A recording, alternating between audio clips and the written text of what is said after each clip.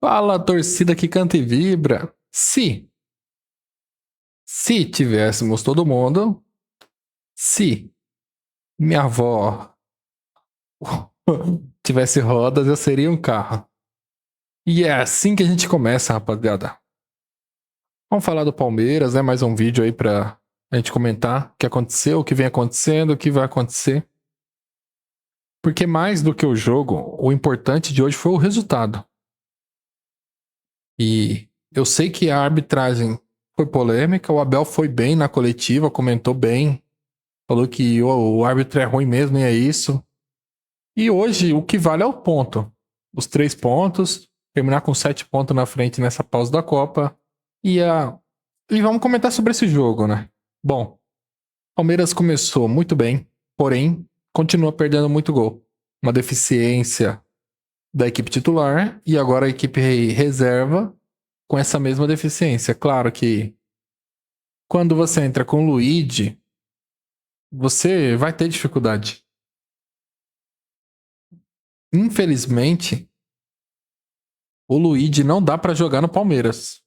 Esse é o primeiro, tá? Do jogo de hoje que eu vou comentar. Pra mim, o Luigi, ele tá tomando espaço de algum jogador da base importante que poderia entrar ali e ser mais importante do que ele. Infelizmente, a gente tá insistindo no Luigi, que não dá, rapaziada. O Luigi não dá. O Luigi não é bom, ele pode ser bom no treino. Ele pode ser um leão no treino. Mas o que importa é dentro de campo na hora que tá valendo 3 pontos. E ele não tá conseguindo desenvolver. Ele não consegue finalizar. Ele tem uma dificuldade ali em entender o profissional, eu acho.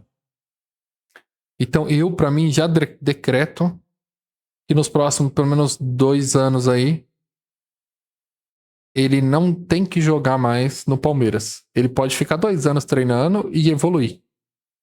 Mas hoje ele tem que abrir espaço. Principalmente aí, a gente viu o Riquelme foi muito bem. O Eric Belé tá sendo mais aproveitado também é muito bem.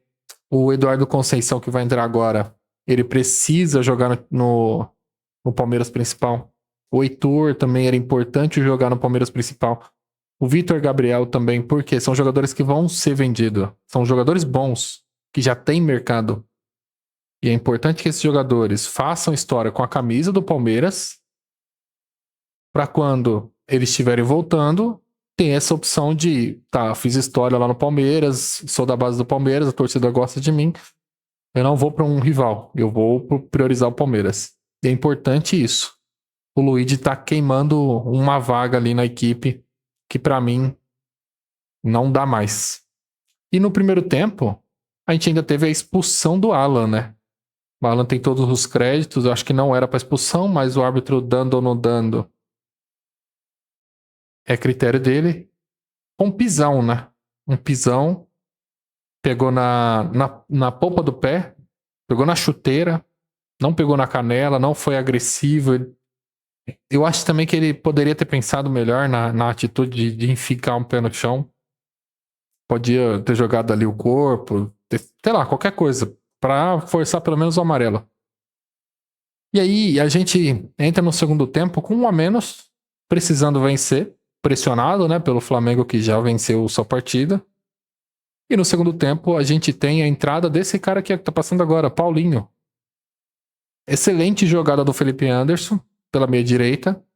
Um passe perfeito, o Paulinho se pagando mais uma vez. Porque esses 3 pontos pode contar lá no final do ano, na hora de vencer um campeonato. E aí depois do Paulinho salvar a pátria, né? O Abel decide preservar a partida, tira o Felipe Anderson, coloca o Bernadetti. A gente fica ali com 3 zagueiros. E entra o Bumba Meu Boi da final do jogo, que isso a gente tem que comentar muito, tá? Primeira lambança do árbitro. Pra mim, foi gol normal da Chapecoense, mas o que vale continua sendo os 3 pontos. Ele erra pra um lado, pra mim foi compensação.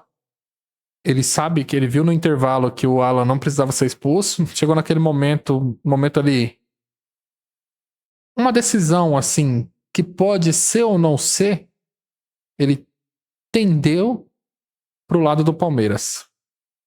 E aí, rapaziada, tem um cara que eu não consigo defender mais, que também tem que ir embora. Tem que ir embora urgente, não pode nunca mais vestir a camisa do Palmeiras. Pra falar desse cara, eu vou contar um pouco sobre mim. Pra quem não me conhece muito bem, né? Eu, até os meus 12, 13 anos, eu jogava bola no meio campo. E era um bom meia, rapaz. Era um bom meia, era um bom meia. Eu treinava muito. Eu sou de 93, né? Então, treinei muito. Eu era muito bom meio campo, batia bem falta. Eu era muito bom com a bola. E aí, dos 13 até os 15, eu parei de jogar. E nos 15 aos 16 eu voltei. E tinha um treinador chamado Serginho Fraldinha. Esse treinador me ensinou a ser lateral direita, por incrível que pareça, hein? E eu quero falar o seguinte, eu hoje, com 32 anos, sem nunca ter jogado bola profissional, se eu treinar 6 meses, tomar um Monjaro, eu sou melhor que o Kelvin, hoje. Eu aqui, ó. Me dá, sei lá, 1.000 por mês que eu jogo. Pra fazer isso aí, o que ele tá fazendo, não dá, rapaziada. Um jogador profissional igual o Kelvin não pode. Não pode. Aí entra aquela dúvida, né?